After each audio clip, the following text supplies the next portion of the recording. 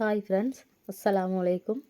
இங்கே பாருங்கள், காலையில் பொழுது விடிஞ்சா தோசை இட்லிக்கு என்ன சட்னி செய்வோம்? தேங்காய் சட்னி செய்வோமா, தக்காளி சட்னி செய்வோமா, சாம்பார் செய்வோமா அப்படின்ட்டு ஒரே கன்ஃபியூஸ் தாங்க. பொழுது விடிஞ்சிச்சுனாலே அந்த இட்லி தோசைக்கு நம்ம என்ன தான் எப்படி தான் நம்ம விதமாக சமைச்சாலும் அந்த தேங்காய் சட்னி தக்காளி சட்னி இது தாங்க நம்ம மாற்றி மாற்றி செய்வோம். ஆனால் அப்படியே செஞ்சு சாப்பிட்டு சாப்பிட்டு ஆழ்த்து போனவங்களுக்கு இது மாதிரி ஒரு காரசாரமான வெங்காய கார சட்னி செஞ்சு சாப்பிட்டிங்கன்னா அவ்வளவு டேஸ்ட்டாக இருக்குங்க. இப்போ பாருங்கள், இதுக்கு ஒரு கடாயை வச்சுப்போம்.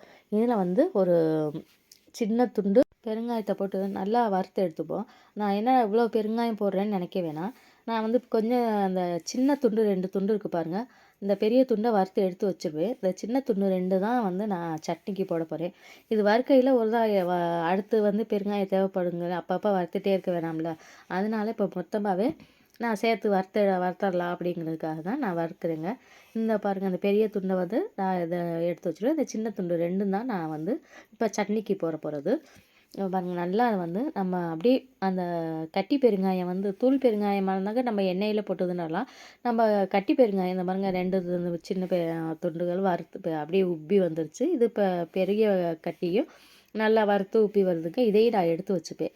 இது இப்போ எடுத்து வச்சுட்டு இந்த கடாயில் வந்து நம்ம வந்து எண்ணெய் 1 ஸ்பூன் எண்ணெய் ஊற்றுப்போம். ஏன்னா இதுக்கு வந்து இந்த பருப்பு இதெல்லாம் வறுக்கணும்ல, அதுக்காக 2 ஸ்பூன் எண்ணெயை விட்டுட்டு அனல் வந்து மிதமாக வச்சுக்கணும். ரொம்ப ஸ்பீடாக இருந்துச்சுனாக்கா நம்ம பருப்பு இதெல்லாம் போடையில் கரைஞ்சி போயிடும். இங்கே பாருங்கள், 1/2 ஸ்பூன் கடலைப்பருப்பு, அதுக்கப்புறம் வந்து அதே மாதிரி அதே அளவில் 1/2 ஸ்பூன் வந்து உளுந்தம்பருப்பு, இதையும் போட்டு நல்லா செவக்க வறுக்கணும். இது வந்து அனல் வந்து கம்மியாக தாங்க இருக்கணும். ரொம்ப வேகமாக அடுப்பு வந்து ஸ்பீடாக இருந்துச்சுனாக்கா போடையில் வந்து அந்த பருப்பெல்லாம் கரைஞ்சி போயிடும். அதுக்காக நம்ம அனலை கம்மியாக வச்சுட்டு இந்த பருப்புகளை நல்லா வறுக்கணும். இந்த பாருங்கள், நல்லா வறுத்து வந்துருச்சு பாருங்கள், கோல்டன் ப்ரௌன் கலரில் வந்துருச்சு. இப்போ வந்து நம்ம வரமிளகா வந்து நம்ம காரத்துக்கு தகுந்தாப்புல நான் வந்து 8 மிளகாய் போட்டிருக்கேன். உங்களுக்கு எவ்வளோ காரம் தேவைப்படுதோ அந்த அளவுக்கு நம்ம வந்து மிளகாய் போட்டுக்கலாம். இந்த மிளகாய் வந்து கருவி போயிடாமல் நல்லா அப்படி உப்பி வருமாருங்க. அந்த இதில் நம்ம எடுத்து வச்சுருக்க வெங்காயம், இது வந்து பெரிய வெங்காயம், ஒரு மீடியம் சைஸ் பெரிய வெங்காயம் 2 வெங்காயம் கட் பண்ணி வச்சுருக்கேன். அதையும் போட்டு வதக்கிக்கிறோம். இந்த வெங்காயம் இப்படி வதங்கி கண்ணாடி பக்குவத்தில் வதங்கி வந்துட்டுருக்கையில் நம்ம வந்து பூண்டு ஒரு கைப்பிடி எடுக்கணும். பூண்டு ஒரு கைப்பிடி, அதாவது நாட்டு பூண்டு தாங்க, இது வந்து நாட்டு பூண்டு. நான் ஒரு கைப்பிடி உரித்து வச்சுருக்கேன். இந்த பூண்டை இதிலே போட்டு நல்லா அப்படியே நல்லா வதக்கிடணும். ஏன்னா அந்த பூண்டுடைய கசப்பு தன்மை வதங்க பத்தாட்டி பூண்டு ஒரு மாதிரி நமண்டு கசப்பு மாட்டம் இருக்கும். அதுக்காக அந்த பூண்டு நல்லா வதங்குற அளவுக்கு நல்லா செவந்து வரும் பூண்டு, அந்த அளவுக்கு வதக்கிடணும். வதக்கிட்டு இப்போ கொஞ்சம் அதுக்கு தேவையான உப்பு போட்டுப்போம். உப்பையும் போட்டுட்டு இதுக்கடுத்து நம்ம வந்து இந்த பெருங்காய இது வறுத்து வச்சுருக்கோம்ல, அந்த கட்டி பெருங்காயம், அந்த பெருங்காய துண்டு போட்டுக்கிறணும். நம்ம இந்த இஞ்சி ஒரு துண்டு எடுத்து அதை நான் சின்ன சின்ன பீஸாக வதங்குற அளவுக்கு நல்லா நச்சு வச்சுருக்கேன். அதையும் போட்டுட்டு இப்போ இங்கே பாருங்கள், இந்த பெருங்காயத்து அந்த சின்ன பீஸாக 2 பீஸ் எடுத்துல அதை தான் போடுறேன். இப்போ வந்து ஒரு நெல்லிக்காய், ஒரு அரை நெல்லிக்காய் சைஸில் புளியும் சேர்த்து இதை எல்லாத்தையும் வதக்கிடுவோம். வதக்கி இதை அப்படியே வந்து நல்லா ஆற வச்சிடணுங்க. இங்கே பாருங்கள், நல்லா வதங்கி வந்துருச்சு. அந்த பூண்டெல்லாம் நல்லா வதங்கிடுச்சு. அந்த பூண்டு வந்து நல்லா பக்குவமாக வதக்கணுங்க. அந்த இல்லாட்டி வந்து அந்த பூண்டு வதக்க பத்தாட்டி கசப்பு வந்துடும். அதுக்காக தான் பக்குவமாக இருக்கணுங்கிறது. இங்கே பாருங்கள், நல்லா வதங்கி வந்துருச்சு. இந்த பக்குவம் வந்த உடனே நம்ம அடுப்பை ஆஃப் பண்ணிவிட்டு அப்படியே ஆற வச்சிடணும்.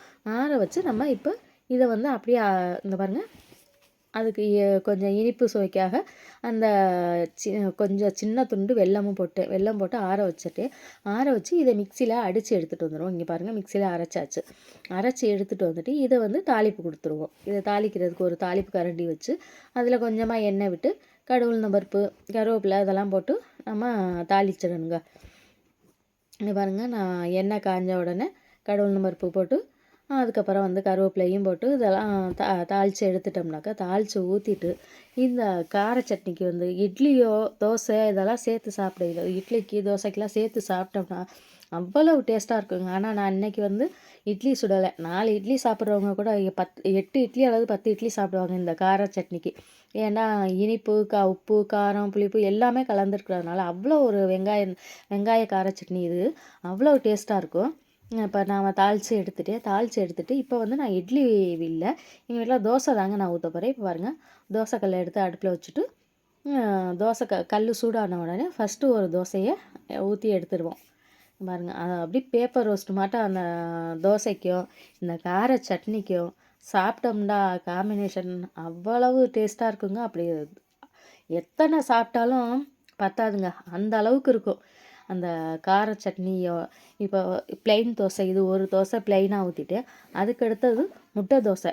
முட்டை தோசையும் ஊற்றி வச்சு இந்த முட்டை தோசையோட அந்த கார சட்னி வச்சு சாப்பிட எவ்வளவு தான் சாப்பிட்டாலும் பத்தாது. அந்த அளவுக்கு இருக்கும். இங்கே பாருங்கள், அது பாருங்கள், தோசையை பாருங்கள் எவ்வளோ சாப்பிட்டா அப்படி பேப்பர் மாட்டம் கடையில் சொல்லுவாங்கள்ல பேப்பர் ரோஸ்ட்டுன்னு, அது மாட்டம் பேப்பர் மாட்டம் அழகாக இருக்குது தோசை. அதோட இன்னொரு தோசையும் முட்டை தோசை. அது வந்து பிளெயின் தோசை சாதா தோசை ஊற்றுனேன்.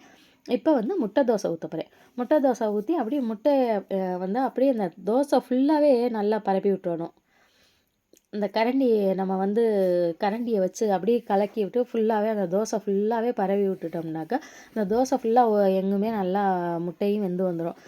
வெந்துட்டு அப்படியே மலைச்சாரல் மாட்டம் வடிவேல் சொல்கிறாப்புல மலைச்சாரல் மாட்டம் சுற்றி எண்ணெயும் அப்படியே அந்த தோசையை சுற்றி ஊற்றிட்டு அப்படியே இங்கிட்டு ஒரு பெரட்டு அங்கிட்டு ஒரு பெரட்டுன்னு பெரட்டி எடுத்து வச்சா இந்த தோசைக்கும் கார சட்னிக்கும் அவ்வளவு டேஸ்ட்டாக இருக்குங்க. எங்கள் வீட்டுக்காரங்க இங்கே ரெடியாக உட்காந்துருக்காங்க.